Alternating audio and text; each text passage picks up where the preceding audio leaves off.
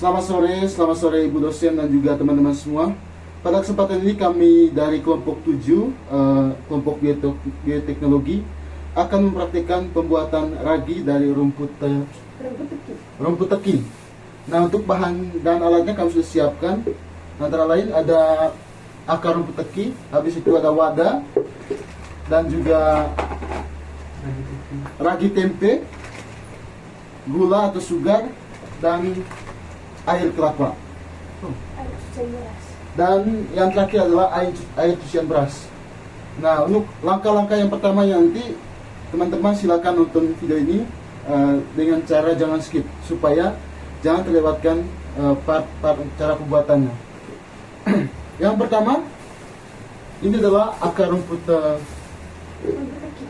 teki. Kita masukkan ke dalam wadah seperti ini. Habis itu ditambahkan air biasa. Jangan dulu air beras ini, tapi air ini dulu yang pertama. Tambahkan secukupnya sampai ini semuanya akar-akarnya itu terbenam oleh air ini. Oke. Setelah itu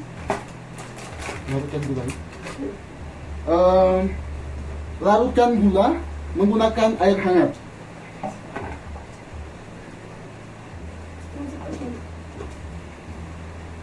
Untuk gulanya kita siapkan sekitar 250 gram ya.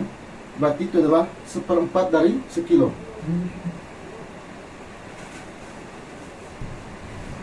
Oke, sambil menunggu gulanya terlarut, sekarang kita pembuatan raginya.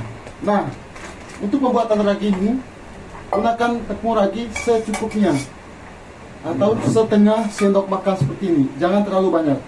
Setengah sendok makan saja. Jangan terlalu banyak. Ini sekitar setengah sendok makan atau 1/4 sendok. Habis itu taruh di sini. Lalu ini jangan tambahkan air. Nanti dia masukkan di sini setelah bahan-bahan ini semua dicampur ke dalam wadah ini tadi. Ini sudah terlarut. Diamkan dulu sampai airnya itu dingin. Oke, sambil menunggu airnya dingin, kita larutkan ini supaya dia punya itu tercampur rata. Nanti bahan-bahan nanti akan terlarut satu dalam wadah ini.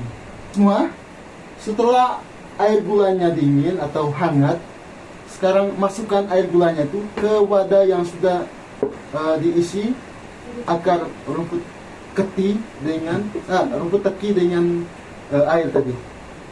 Sekarang masukkan dalam sini.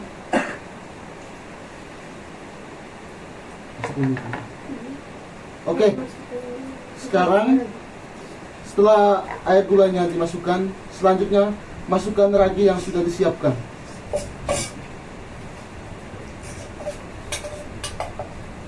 Oke. Setelah dimasukkan, aduk ini hingga merata supaya dia punya raginya itu tercampur ke dalam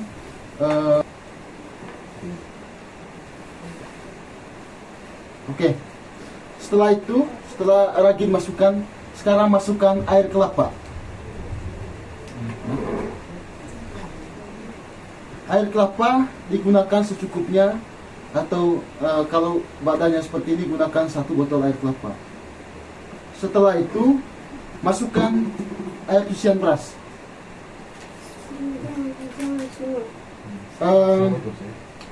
Untuk air cucian berasnya itu jangan terlalu banyak. Ini tadi karena disiapkan sudah jauh-jauh hari, makanya ditampung sebanyak ini. Dan untuk masukkan dalam sini jangan terlalu banyak, supaya dia punya nutrisinya itu adalah seimbang. Oke, setelah semua bahan-bahannya dimasukkan ke dalam wadah seperti ini, sekarang kita aduk supaya semua bahan yang telah dicampurkan tadi terlarut. Oke.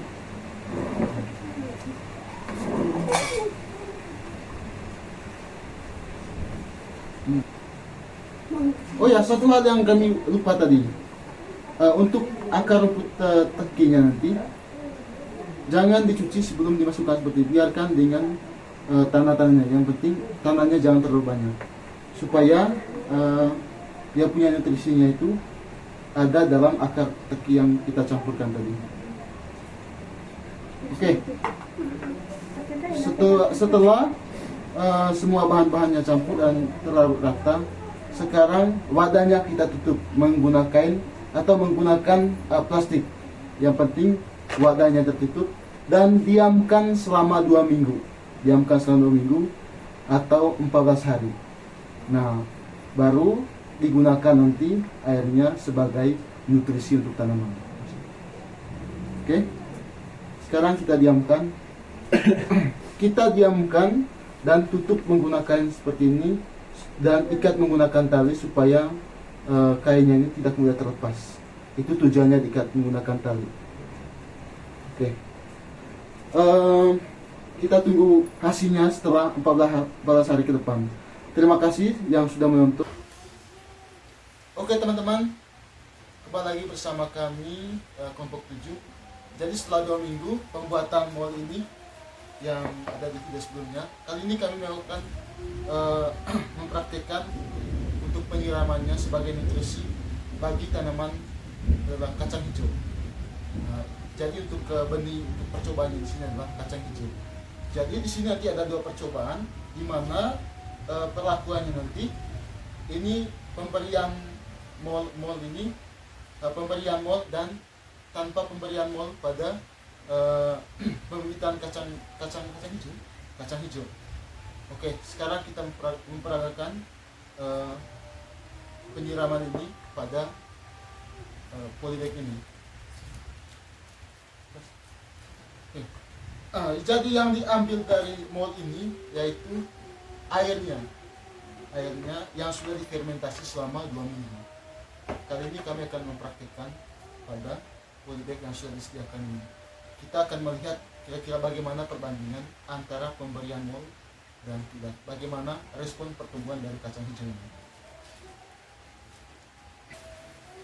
Oke, setiap polybag ini akan diisi dengan 5 benih kacang hijau. Dan ini untuk polybag yang menggunakan perlakuan pemberian mol ini.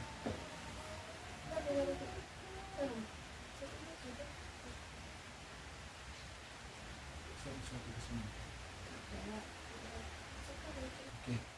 Dan yang menjadi percobaan dari mol ini adalah polybag ini. Kita akan melihat bagaimana respon pertumbuhan kacang hijau ketika pemberian mol ini.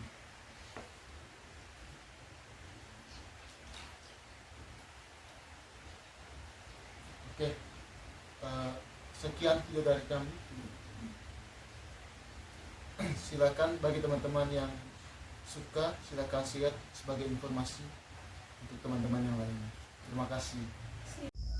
Baik teman-teman, setelah 2 minggu pengaplikasian pada bibit kacang hijau, dan inilah hasil akhir dari pemberian mol dan juga tanpa pemberian mol. Di sini kita bisa melihat bahwa respon pertumbuhan baik pada tanaman hijau terdapat pada pemberian tanpa pemberian mol di sebelah sini, dan ini pemberian mol dia mengalami pembusukan. Ada si berkesambar tapi dia tidak terlalu subur.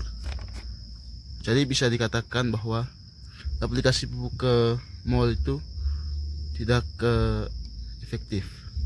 Terima kasih, sekian dan terima kasih.